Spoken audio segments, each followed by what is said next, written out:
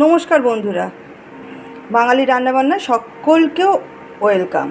আজকে আমি আপনাদের জন্য নতুন একটা রেসিপি নিয়ে চলে এসেছি। আর সেই রেসিপিটা হলো ঠাকুরের ভোগের খিচুড়ি। এখানে ঠাকুরের ভোগের খিচুড়ি যেভাবে করা হয় আমি সেইভাবেই আপনাদের করে দেখাবো। এর জন্য আমি কি নিয়েছি দেখুন। এর জন্য নিয়েছি আমি বাসমতি চাল 250 গ্রাম, আর ডাল নিয়েছি 150 গ্রাম মুগের ডাল। এখানে নিয়েছি কাজু বাদাম, আর এখানে মশলা হিসেবে নিয়েছি, এটা পেস্ট করব। এখানে নিয়েছি রাঁধুনি, আন্দাজ মতো রাঁধুনি, গোটা জিরে 1 চামচ, কাঁচা লঙ্কা 2টো, আর আদা এগুলো সব একসাথে বেটে একদম মিক্সড করে নেব। তো চলো, আমি সামান্য এইটুকু মশলা হাতের কাছে নিয়েছি। এবারে আমি এই রেসিপিটা কিভাবে করব সেটাই তোমাদের কাছে তুলে ধরবো। বন্ধুরা, গ্যাসের ওপর কড়া গরম করতে বসিয়ে দিয়েছি। এই কড়া গরম করতে দিয়েছি, এতে আমি দিয়ে দিচ্ছি মুগের ডালটা। শুকনো খোলায় ভাজা হবে। মুগের ডালকে শুকনো খোলায় খুব ভালো করে ভাজলে হালকা হাতে খুব সুন্দর একটা গন্ধ এসে যায়, এবং ডালটা ততক্ষণ পর্যন্ত ভাজতে হবে যতক্ষণ না ডালটা লাল রঙের হচ্ছে। আর একদিকে আমি বসিয়ে দিয়েছি হাঁড়িতে জলটা গরম বসিয়ে দিয়েছি। আমি হাঁড়িতে 2 লিটার জল নিয়েছি একদম, কেননা আমি মাপের যেহেতু খিচুড়ি করছি। এটা আছে 150 গ্রাম ডাল, আর আমার বাসমতি চালটা আছে পাক্কা 250 গ্রাম।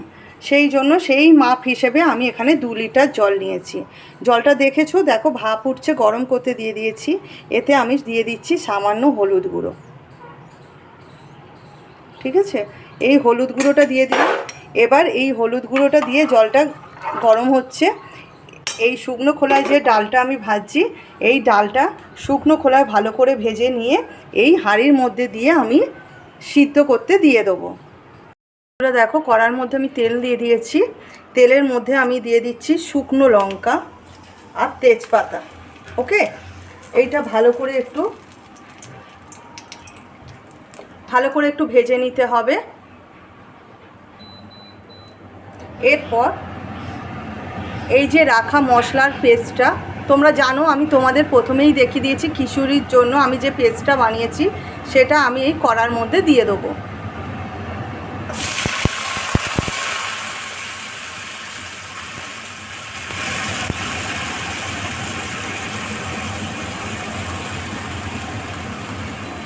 এতে দিয়ে দিচ্ছি খানিকটা হলুদ গুঁড়ো। হলুদ গুঁড়োটা দিয়ে দিলে মশলাটা ছিটকবে না। আর এতে দিয়ে দিচ্ছি খুব অল্প করে সামান্য লঙ্কার গুঁড়ো।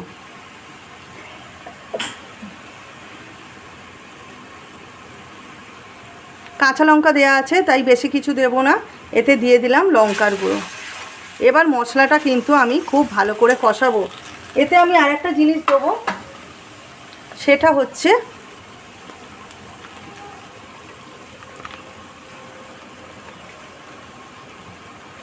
অল্প একটু সস দিলাম।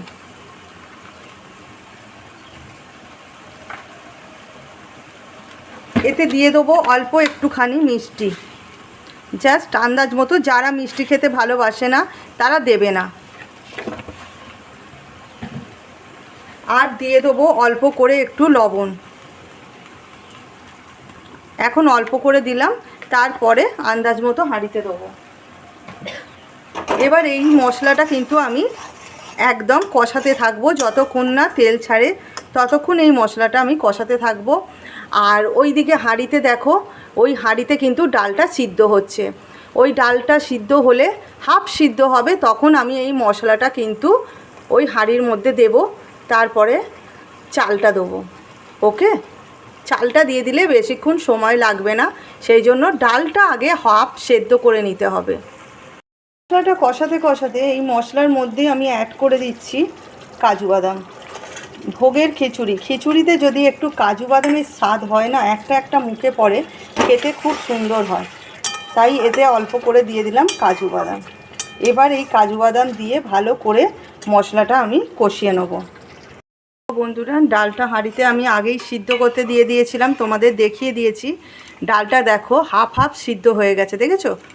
কারণ এই যে চালটা ধুয়ে নিয়েছি, এই বাসমতি চালটা, এটা বেশিক্ষণ সিদ্ধ করতে লাগে না। এই চালটা এবার এই হাঁড়িতে দিয়ে দেবো।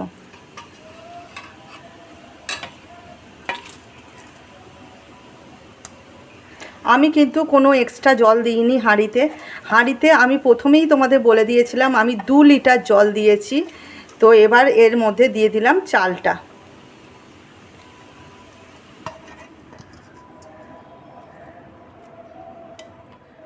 চালটা ধুয়ে নিয়েছিলাম, চালটা ধুয়ে নিয়ে হাঁড়ির মধ্যে ডালের সাথে চালটা দিয়ে দিলাম। কারণ এই চাল বেশিক্ষণ সিদ্ধ করতে লাগে না। এই দেখো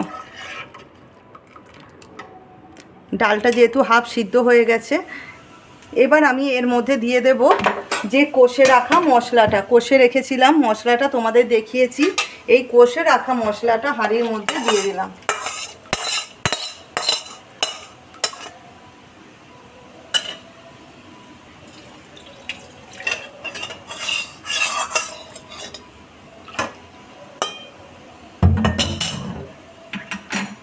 এবার আমি এই চালটা ক্রমশ ফুটতে দেবো। দেখো তোমরা যদি মাপের জল দাও তাহলে এই খিচুড়িটা যখন ফুটবে একটু আঁট হয়ে যাবে, কিন্তু মাপের ঠিক মতো জল দিলে খিচুড়িটা যাতে একটু পাতলা পাতলা থাকে তবেই খেতে সুন্দর হবে। এবার আমি মশলাটাও দিয়ে দিয়েছি, ডালটাও দিয়ে দিয়েছি। এবার এটা আমি খানিকক্ষণ ফুটতে দেবো, তাই এর ওপর দিয়ে দেবো একটা চাপা। বন্ধুরা দেখো খিচুড়ি একদম রেডি। এই দেখো জলটা খিচুড়িতে মেনটেন করে দেবে, কারণ এই খিচুড়ি ঠান্ডা হলে খিচুড়ি আরও বসে যাবে। যাতে একটু পাতলা পাতলা থাকে সেই রকম মতো জলটা দেওয়ার চেষ্টা করবে। এই দেখো দেখেছো। এবার এতে ঘি আর দিয়ে দেবো অল্প একটু গরম মশলার গুঁড়ো দিয়ে খিচুড়িটা নামিয়ে নেব।